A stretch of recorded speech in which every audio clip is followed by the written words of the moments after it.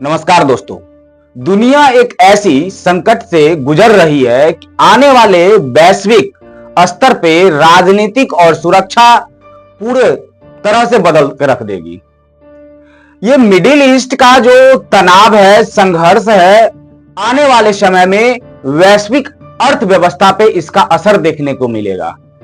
ये middle east का जो तनाव है ये केवल मिडिल ईस्ट तक ही सीमित नहीं रहेगा, ये पूरे वर्ल्ड लेवल पर इसका असर देखने के लिए मिलेगा।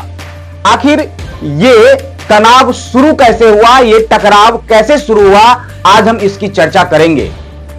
अगर देखा जाए कि मिडिल ईस्ट का तनाव शुरू कैसे हुआ और इसमें क्या असर पूरे वर्ल्ड पे जो अर्थव्यवस्था उस पर क्या असर आएगा, इसकी चर्चा अगर करें तो सबसे पहले हमको यह जानना पड़ेगा कि इसका जो स्टार्टिंग पॉइंट है वो क्या था।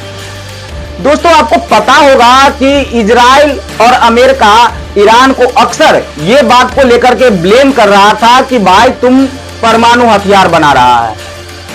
अब इस बात को लेके बीते कुछ दिनों में उस पर मिसाइल अटैक हुआ और जिसके जवाब में ईरान ने भी ड्रोन हमला किया था और ये तनाव उस टाइम बहुत कम था, लेकिन आने वाले समय में और ये धीरे धीरे करके बढ़ता चला गया।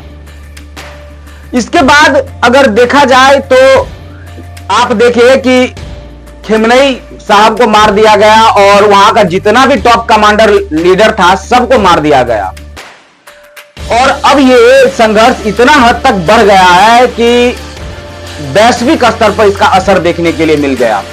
महंगाई, बेरोजगारी और तमाम तरह का संकट झेल रहा है हर एक देश, कोई भी देश इससे अछूता नहीं है।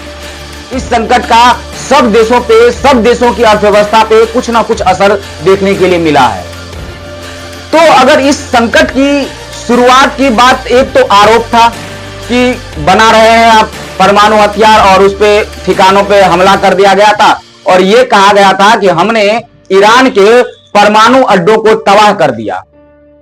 लेकिन अभी जो संघर्ष जारी है इसमें क्या दिक्कत था?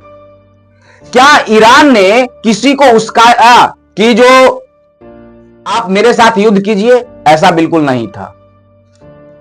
तो फिर क्यों उस पर अटैक किया जा रहा है? आपको पता होगा कि दुनिया का लगभग तेल वाला जो आपूर्ति है ये मिडिल ईस्ट से होता है।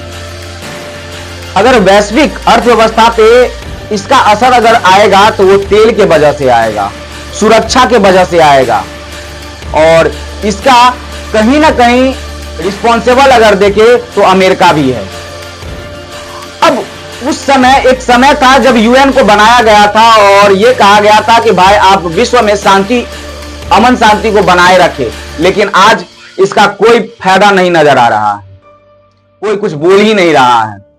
तो हमें एक तरह से देखा जाए कि अमेरिका अपने आप को सुपीरियर दिखाने के लिए किसी के ऊपर या तो टैरिफ बढ़ा दे रहा है या फिर उस पर अटैक कर दे रहा है। जरा सोचिए उस दृश्य को कि अगर इस संघर्ष में बड़ा देश अगर शामिल हो जाए तो ये क्या वर्ल्ड वार की तरह नहीं कन्वर्ट हो जाएगा? जैसे कि अगर रसिया इसमें शामिल हो जाए, चाइना शामिल हो जाए तो यह एक बहुत बड़ा संघर्ष को जन्म दे देगी। अब बातचीत अगर देखा जाए तो इसको कंट्रोल कैसे किया जाए? अगर कंट्रोल करने की अगर बात आती है तो केवल और केवल कूटनीतिक तरीकों से ही इसको सॉल्व किया जा सकता है और वैश्विक जो अर्थव्यवस्था है, व्यापार है, राजनीतिक संबंध है, इसको अमन शांति के फॉर्म में लाया जा सकता है। लेकिन ऐसा लग नहीं रहा है। आए दिन पता चलता है कि वो उसके रिफाइनरी पे मिसाइल मार दिया, वो उसके रिफाइनरी पे मिसाइल मार दिया।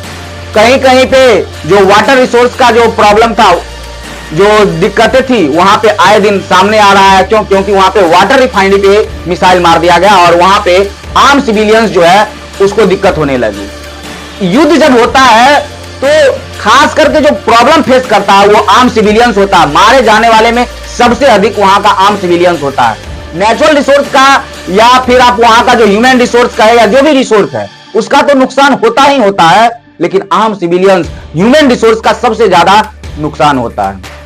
इसीलिए कोई भी देश नहीं चाहता है कि युद्ध हो, लेकिन कुछ परिस्थिति ऐसी बन जाती है कि युद्ध का सामना करना पड़ता है।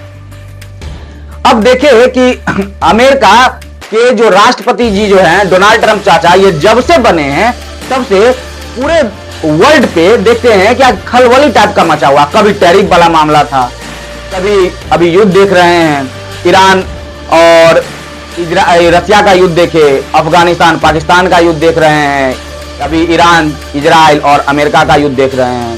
तो ये फिर एक ऐसा क्राइसिस को जन्म दे देगी कि उभरने के लिए कई दशक बीत जाएंगे, हम लोग काफी पीछे चल जाएंगे। अगर ये युद्ध को अभी नहीं अगर रोकने का प्रयास किया गया तो दोस्त हम लोग फिर एक दशक पीछे चल जाएंगे, और एक दशक तो कम कई दशक लग जाएंगे फिर आगे उठने में।